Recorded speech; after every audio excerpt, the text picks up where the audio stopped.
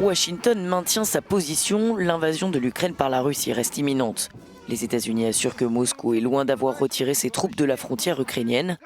De son côté, la Russie martèle qu'elle n'envisage aucune attaque et que les forces déployées partiront après les exercices militaires.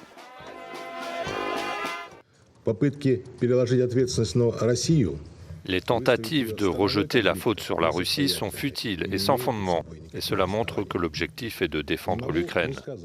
Nous sommes très déçus par la position d'autruche de nos collègues occidentaux qui essayent de ne pas voir des choses évidentes. Mais les avions patrouillant au-dessus du Bélarus et le déploiement de nouveaux soldats russes près de la frontière sont perçus comme une menace par les Occidentaux.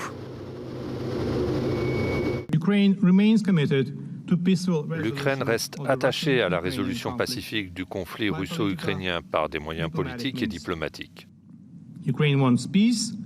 L'Ukraine veut la paix, la sécurité et la stabilité, non seulement pour elle-même, mais aussi pour toute l'Europe. En même temps, je répète qu'en cas d'invasion, l'Ukraine se défendra.